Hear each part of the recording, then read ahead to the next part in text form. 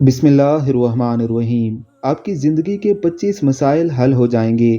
رسول اللہ صلی اللہ علیہ وآلہ وسلم کی ان باتوں پر عمل کریں۔ ایک بدو رسول اللہ صلی اللہ علیہ وآلہ وسلم کے دربار میں حاضر ہوا۔ اس وقت وہاں حضرت خالد ابن ولید رضی اللہ تعالی عنہ بھی موجود تھے۔ انہوں نے یہ حدیث مبارکہ تحریر کر کے اپنے پاس رکھ لی۔ کنز الاموال میں یہ حدیث مبارکہ اس طرح سے درج ہے۔ اس بدو نے عرض کیا یا رسول اللہ صلی اللہ علیہ وسلم، میں امیر و غنی بننا چاہتا ہوں۔ فرمایا قناعت اختیار کرو، امیر ہو جاؤ گے۔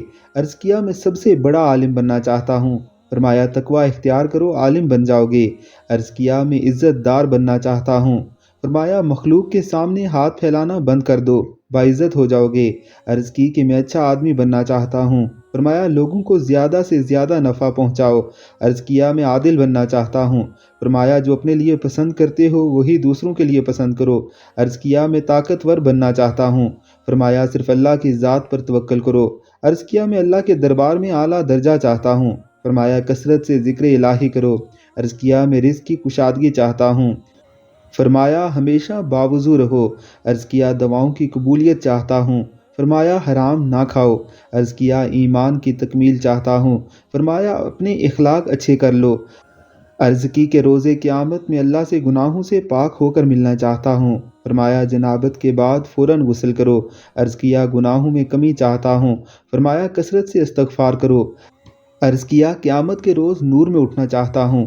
فرمایا ظلم کرنا چھوڑ دو۔ عرض کیا میں چاہتا ہوں کہ اللہ مجھ پر رحم کرے۔ فرمایا اللہ کے بندوں پر رحم کرو۔ عرض کیا میں چاہتا ہوں کہ اللہ میری پردہ پوشی فرمائے۔ فرمایا لوگوں کی پردہ پوشی کرو۔ عرض کیا میں رسوائی سے بچنا چاہتا ہوں۔ فرمایا زنا سے بچو۔ عرض کیا میں چاہتا ہوں کہ اللہ اور اس کے رسول کا محبوب بن جاؤں۔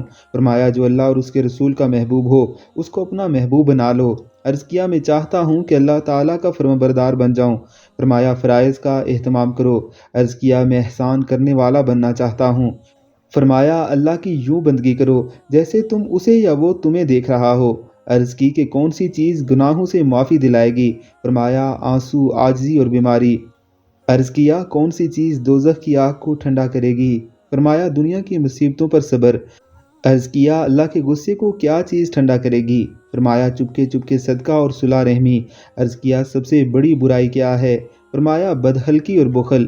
عرض کیا سب سے بڑی اچھائی کیا ہے؟ فرمایا اچھے اخلاق، تواضع اور صبر۔ عرض کیا میں اللہ کے غصے سے بچنا چاہتا ہوں۔ فرمایا لوگوں پر غصہ کرنا چھوڑ دو۔ آئیے ہم اس حدیث مبارکہ کی روشنی میں اپنا جائزہ لیں کہ ہم اس حدیث میں مذکور کتنی باتوں پر عمل کرتے ہیں۔ ہر فرد اپنے آپ کو خود ٹھیک کر لے تو معاشرہ خود بخود ٹھیک ہو جائے گا۔